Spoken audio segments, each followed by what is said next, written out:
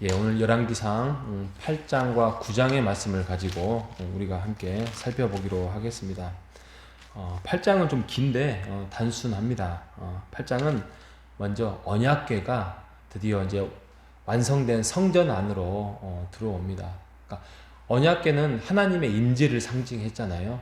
하나님의 임재를 상징하는데 만약에 언약궤가 성전에 들어오지 않으면 더군다나 성전은 껍데기죠. 껍데기고 아무리 금딱지를 붙이고 아무리 화려하게 지은들 그 하나님의 영광을 상징하고 하나님의 임재를 상징하는 언약궤가 들어오지 않으면 그건 아무 쓸데가 없습니다. 우리도 마찬가지죠. 우리 안에 성령이 있지 않고 우리 안에 하나님의 말씀이 있지 않고 우리의 하나님의 교제함과 영이 함께하지 않는다면 우리가 어찌 교회를 다닌들 크리스찬이라 할 수 있겠습니까? 이런 것처럼 하나님의 영이 함께하는 거, 이건 너무 소중한 거죠. 그래서 성전 안으로 이제 언약궤가 들어옵니다. 그리고 12절부터는 8장 12절부터는 솔로몬의 연설이 쭉 이루어집니다.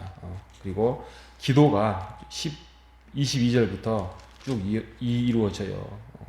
만일 우리가 성전 앞에서 이렇게 기도하면 또 이럴 때 성전 앞에서 기도하고 저렇게 기도하면 하나님께서 우리의 기도를 들어주시기를 소원합니다.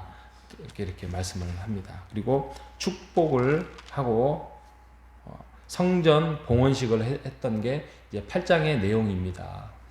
한번 생각을 해 보십시오. 정말 다윗 때 지으려고 했던 그 성전, 하지만 하나님이 허락하지 아니하시고 의미 없는 거죠.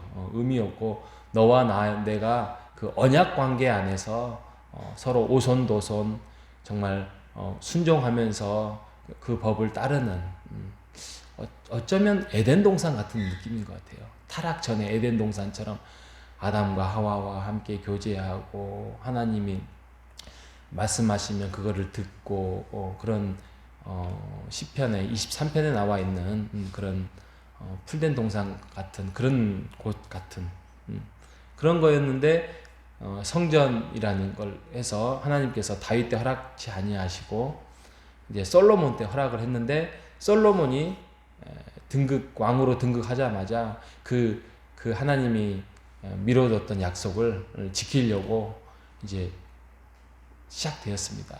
그래서 7년이라는 세월 동안 성전을 짓고 또 13년 동안 왕궁을 짓죠. 그래서 20년 동안에 이제 성전과 왕궁 공사를 하고 이제 시작되었습니다. 그러면 얼마나 화려하게 지었겠습니까? 가장 부흥했고 가장 번영했고 정말 뭐 길거리에 널려 있는 것이 금딱지로 표현할 정도로 비유가 그 정도로 그 성전의 모든 것들이 그 금으로 또 모든 것들이 다 철로 노수로 이렇게 만들어졌다고 하지 않았겠습니까? 하나님이 뭐라고 했겠습니까? 하나님이 고생했다, 수고했다. 너가 왕이 되자마자 다른 거를 구하지 아니하고 나의 왕궁을 지어서 내가 흡족하구나 이렇게 말하지 않았습니다. 하나님은 그렇게 말하지 않았고요. 금방 읽었던 9장의 말씀처럼 9장 4절에 보면 아버지의 다윗이 행함과 같이 마음을 다하여 온전하게 바르게 행하면 또 율법에 또 주님의 뜻에 순종하면 영원히 왕위를 견고하게 하겠다라고 최고의 축복을 하나님께서 주시는데 반대로 6절에 보면 만일 나를 따르지 않고 말씀을 버리고 언약을 버리고 계명과 법도를 지키지 아니하고 다른 신을 섬기면 하나님을 버리고 우상 숭배를 하면 7절 한번 보십시오. 그 땅에서 끊어버릴 것이다 라는 표현을 씁니다. 그리고 던져버릴 것이다 라는 표현을 씁니다.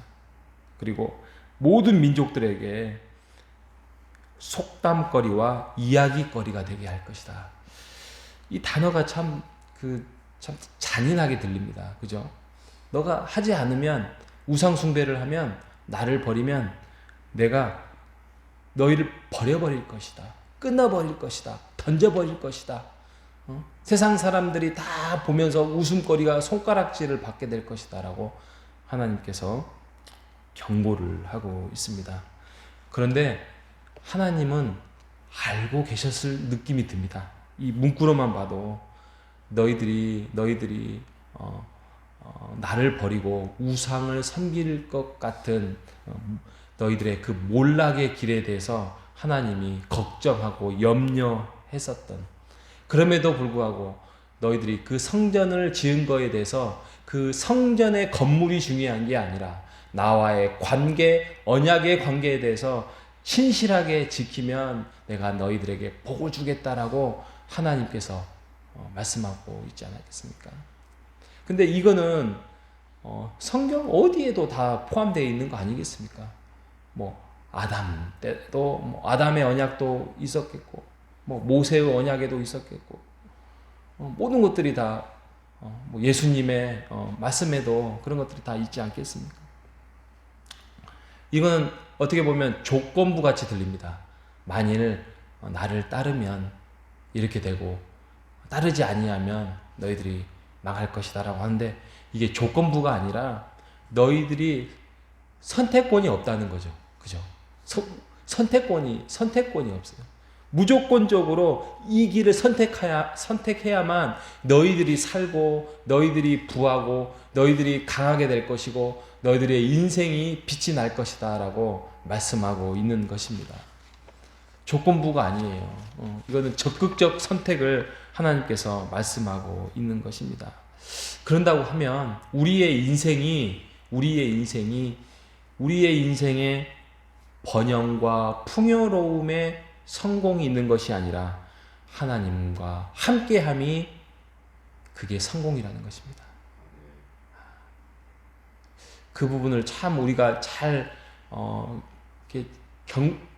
경고 아닌 경각심을 가지고 명심해야 될 것입니다. 우리가 이 땅을 살아가면서 열심히 살아요. 열심히 살고 또 열심히 사셨고요.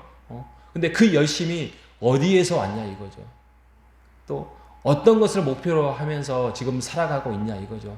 열심히 직장 생활을 하고 열심히 가정에서 생활하고 열심히 인간관계를 맺고 사회에서 우리가 삽니다. 그런데 그 열심이 무엇을 기준으로 사냐 이거죠. 무엇을 조건으로 사냐 이거죠. 가정을 잘 윤택하게 꾸려나가고 1차적인 책임도 있습니다. 그런데 더 원차적인 이유는 그건 바로 우리가 하나님 안에서 하나님과 교제하고 관계를 맺는 것입니다. 진정한 풍요와 번영은 우리의 물질적인, 우리의 명예적인 것이 있는 것이 아니라 하나님과 함께 하는 것이 복이라는 사실이라는 것입니다. 우리가 솔로몬의 예를 들어서 잘 알고 있지 않겠습니까? 솔로몬이 가진 거 다 가졌습니다. 왕이 되었습니다. 40년을 통치했습니다. 금으로 모든 것들이 덧칠할 정도로 금이 화려했습니다. 하지만 결국에는 망하지 않았습니까? 헛되다라고 하지 않았겠습니까? 우리가 주님 앞에서 순종의 길을 걸어가신 우리 모두가 되시길 바랍니다. 하나님이 함께 하는 것을 위해서 우리가 걸어가시는 여러분 되시기를 바랍니다. 우리가 하나님과 함께하는 방법이 말씀과 함께하는 거예요. 다른 거 없어요. 먼저는 하나님의 영광을 맛보고 하나님의 임재를 맛보는 것은 말씀과 가까이 하는 거예요. 우리가 금년에 114 말씀을 함께 하고 있는데 우리가 정말 그 114 말씀 그냥 영상으로만 참여할 게 아니라 하나님의 말씀 안에서 정말 한 절이라도, 아니 오늘 읽었던 9장 3절부터 9절이라도 이것을 정말 깊이 묵상해 보는 겁니다. 정말 이것을 통해서 솔로몬이 성전 건축에 들었던 이 말씀, 내가 하나님의 말씀에 거하지 않게 될 때 우리의 가정이, 우리의 인생이, 또 우리의 나라가 정말 던져버려질 수도 있다는 그런 하나님의 경고를 가지고 하나님의 말씀을 가까이 하면서 하나님의 임재를 맛보고 하나님과 교제하는 오늘 하루가 되시기를 바랍니다. 하나님의 말씀에 푹 빠져서 정말 그 묵상하면서 가까이 하는, 그래서 주의 임재 속에서 하나님과 동행하는 오늘 하루가 되시기를 주님의 이름으로 축복합니다. 하나님 아버지 감사합니다. 풍요로움과 번영이 이 세상의 복이 아니라 하나님과 함께함이 복이라는 사실을 오늘 말씀을 통하여서 깨닫고 돌아갑니다.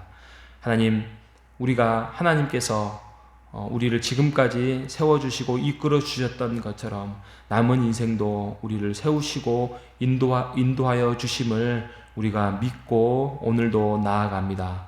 오늘도 주님의 임재를 사모합니다. 하나님의 말씀과 함께하면서 하나님과 함께하는 복을 누리는 오늘 한날이 될 수 있도록 인도하여 주옵소서. 살아계신 예수님의 이름으로 기도합니다. 아멘. 하늘에